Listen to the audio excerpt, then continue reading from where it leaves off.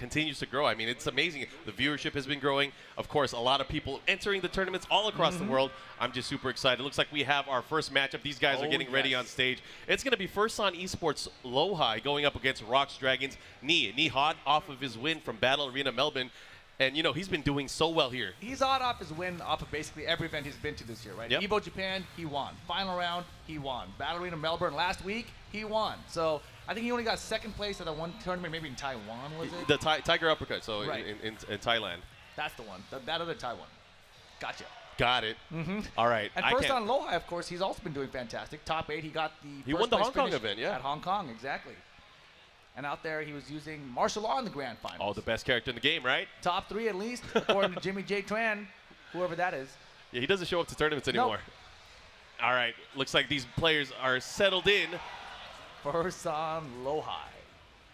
Probably going to be rocking Shaheen here. And I have a good feeling, yeah, he's probably going to pick Sheen in. You got to remember, so throughout the tournament in the top 8, it's going to be 2 out of 3, a race to 2 matches. But after that, once we get to our winners finals, our losers finals, and of course our grand finals, it's going to be a 3 out of 5, which changes things quite a bit. Yeah, the question, of course, always with me nowadays is what character is he going to use? You know, more often than not, he's been using the great American hype, the hot-blooded American Mr. Paul Phoenix, and he's been getting a lot of W's with that character. Yeah, his Paul Phoenix is just absolutely ridiculous. He plays it completely safe for the most part. Yeah, He'll throw out you one never or 2 deaths in the neutral, Yeah, but other than that, it's all in combos. He would rarely go for a demo man or a death outside of combos, but man, he is really putting Paul on the map with that style. So here we go, setting their buttons. You got to believe it. Lowhigh going to be probably rocking the Shaheen, but he does have a couple other characters as well. We mentioned both martial law. of these players can use a bunch of characters. Yeah, he also has a large. But there it is. We got Shaheen. We probably have the name swapped, unless Nee is going to go with Shaheen too. Oh, he can. I believe he can. He's used Shaheen before, but who's he going to use in this? Okay, he's going to go with the Phoenix. There we go. The Phoenix coming out from Nee. Lowhigh with Shaheen. What stage are we going to go, Mark? Infinite stage, of no course. walls. Arctic Snowfall. The only wall is the one that maybe Paul brings during his intro. That's like the only wall I've ever seen in this stage. That's why Nee picks him. Yeah, that's why he is always a threat. Anyways, match number 1, top 8 here for Tekken 7 at Combo Breaker. Let's get it started. Of course, first to 2. First to 2, winner side of the bracket. All right, starting it off. You know, again, we were just talking about how well Nee plays. He doesn't take huge risks here. And, you know, Shaheen, one of those characters that has a punish for almost every single situation. I think really what's going to dictate the pace of the match is whether or not Lowhigh is going to start going for the mix-ups with the hop kick and the slide as well. Yeah, and you know, Nee is one of those players, he's well aware that the crouch dash mix-up is going to be a big part of Shaheen's game, so he's not even letting it get started. And boom, big punish on the hop kick to start things off. Yeah, opting not to go for the ground attack. Good break there on the grab. No go, and here we go. Very slow start here, but Nee now stepping up the pressure. Yeah, a lot of these options you see from Paul, the course circle back 4, the course circle back 1, all these options are safe. Yeah, not only are they safe, but, you know, he's using the quarter circle back 4. He's kind of baiting him to duck maybe and then want to build up his offense that way. And look at that, you know, Nee's just ability to move laterally, the sidestep, the sidewalk game, it pays off. And, you know, it really kind of shuts down a lot of what Shaheen can do as well. And right now, Rage available for Lowhigh. He can make a Rage drive comeback or Rage drive. Ducks the high. Out of here, round 1 to Nee. Yeah, Nee was definitely ready for that, knowing that the second hit is high. Yeah, that is Shaheen's Rage drive. It's kind of hit confirmable, but you see it get ducked all day. Yeah, I'm surprised he didn't try to hit confirm it there. Anyways, here we go. Gets the follow-up here. Goes for the slidey. All right, try to build up some offense here. He does have a nice lead. That's guaranteed afterwards there. Countered while standing 1. Much better round 2 here for Lowhigh. This is where Paul becomes scary. He has access to the Rage Drive and the Rage Art, and of course, extra damage. Yeah, he could totally win just 1 or 2 hits right now.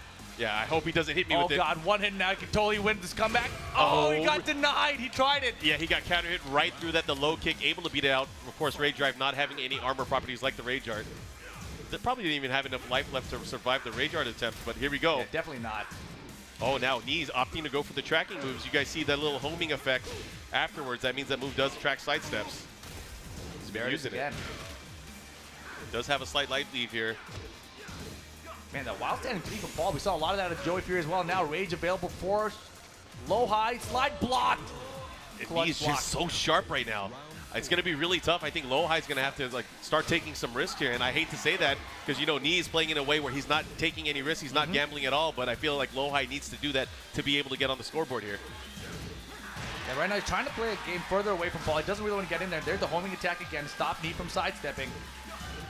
Yeah, and one of the things with Lowhigh, and especially with Shaheen, he has amazing counter hit ability with just the standing 4, with the 4-1 as well, but he's not going to be able to do that against Knee, who's playing so compact. He's got the full damage here, looking to close out the first game. Oh, while standing 3 Knee. Trying to test him, trying to see what he's doing there in the field.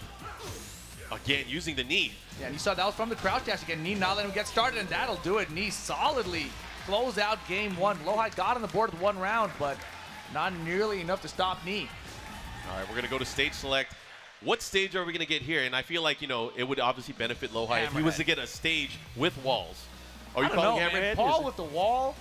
I don't want to deal with either that. character with the walls, I mean, but it's going to help him out more often than not. If he gets the hits, he's going to hurt even harder, right? Mm-hmm. Twilight Conflict is where we're going to be going. Twilight, Balcony good break movie, on man. I stage. like that movie. Oh, yeah? The vampires? You all about them? Yep, all about Team it. Jacob, that's you, Mark? Actually, speaking of which, we might see a vampire later in the bracket. I know Chanel is waiting in the winner's side, and he's been using Eliza almost in the entire weekend. Had to pull out Elisa a few times, but I'm excited to see, of course, which character Chanel's going to pick. Between Chanel and me, the ROX boys, they use so many characters. It's just really nice to see in the top 8. You see some variety. All right, here we go. The Twilight Conflict. Game number 2, Knee in the lead. Yeah, it looks like he might be able to extend it. Again, this is only a race to 2 here. Winner semis action. And no one really has had an answer for Knee. No, especially his Paul. No one has had an answer at all since he really started debuting this character in tournament play.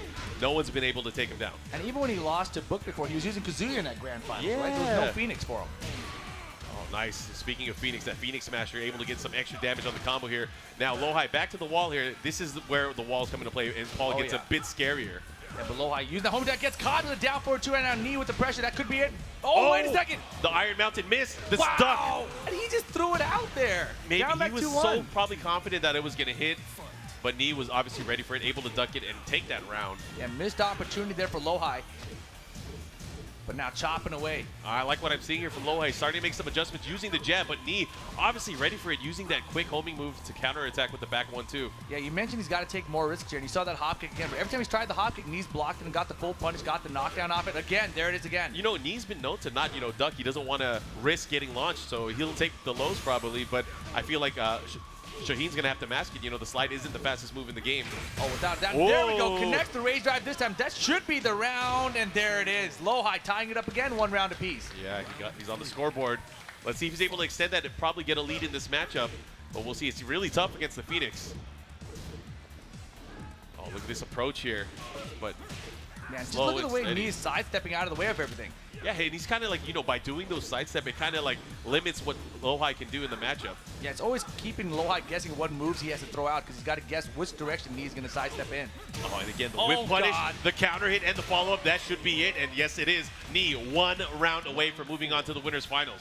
And that move down back, too, that was the first time he used it in the entire set. Of course, he gets a counter hit with it. Yeah.